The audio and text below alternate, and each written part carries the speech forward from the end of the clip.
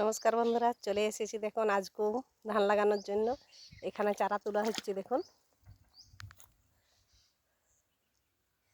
চারাটা একদম ছোট্ট ছোট্ট আছে, তাই একটু একটু করে তুলতে হচ্ছে আর একটু একটু করে জমিতে লাগানো হচ্ছে। দেখুন চারাটা তো দড়ি দিয়ে তো বাঁধতেই কুলাচ্ছে না। দেখুন কিভাবে নিয়ে যেতে হচ্ছে, ধামাই করে নিয়ে যেতে হচ্ছে একটু একটু করে, তারপরে জমিতে দিয়ে করে লাগানো হচ্ছে। চারাটা তোলার খুব সমস্যা। দেখুন এইভাবে একটু একটু করে তোলা হচ্ছে, দু হাত দিয়ে তো তোলাই যাচ্ছে না, একদম ছোট্ট চারা। আর দেখুন খুব ঘন বেরিয়েছে চারাটা। আগে যে চারাটা দিয়েছিলাম সব ইঁদুরে খেয়ে নষ্ট করে নিয়েছে, তার জন্য এখানে আবার পরে চারা দেওয়া হয়েছে। তার জন্য ছোট ছোট চারাতেই লাগানো হচ্ছে। দেখুন কি রকম হয় দেখা যাক, আপনারা সঙ্গে থাকবেন, সব কিছুই শেয়ার করব। আর যদি কিছু ভুল ত্রুটি হয়ে থাকে একটু কমেন্ট করে জানাবেন।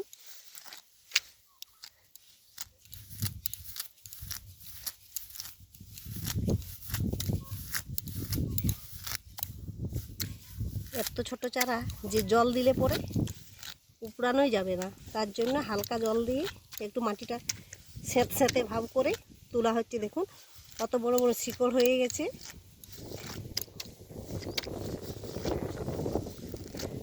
পুরোপুরি ছাইয়ের মধ্যে ফেলানো হয়েছিল চারাটা, তাও সম্পূর্ণ বড় হয়ে উঠতে পারেনি, খুব ঠান্ডা ছিল তার জন্য।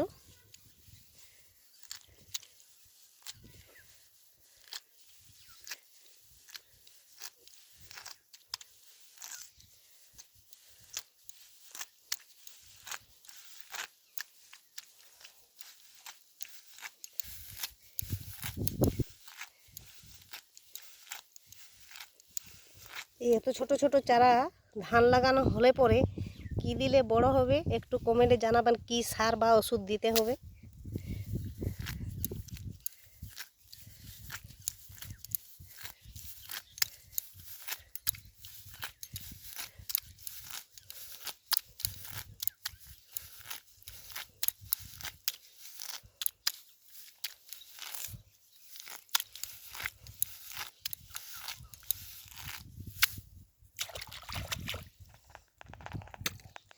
এইভাবে চারাটা তুলে শেষ করতে হবে, না হলে সম্পূর্ণ জমিটা পুরোটা লাগানো যাবে না। ছোট হলেও ধৈর্য ধরে তুলতে হবে, খুব তাড়াহুড়ো করলে পরে চারাটা ভেঙে গেলে নষ্ট হয়ে যাবে। তার জন্য কম কম করে এক হাত দিয়েই তোলা হচ্ছে। নমস্কার বন্ধুরা, ভিডিওটা এই পর্যন্তই। আবার পরবর্তী দেখার জন্য চ্যানেলটাকে সাবস্ক্রাইব করে রাখবেন। আর বললাম যেটা ভুল ত্রুটি হয়ে থাকলে একটু কমেন্ট করে জানাবেন, কি সার ওষুধ দিলে ঠিকঠাকভাবে হবে।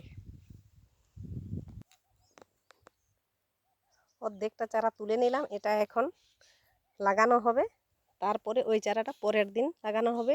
জমিটা পুরোটা তৈরি করা হয়নি, লাগাবার উপযুক্ত যতটা হয়েছে সেটাই এখন লাগানো হবে। দেখুন এইভাবে চারাগুলো দিতে হচ্ছে, আর এই অল্প অল্প করে লাগানো হচ্ছে। আজকে এই দুটো মাত্র লাগানো হবে, এই দিকটা পরে লাগানো হবে। দেখুন ওটা কোদালের সাহায্যে মাটি করতে হচ্ছে, নাঙল বা ট্রাক্টর কিছুই ঢুকবে না।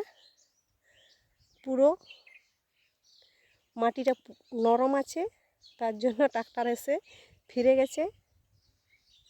এখন এইভাবেই লাগাতে হবে।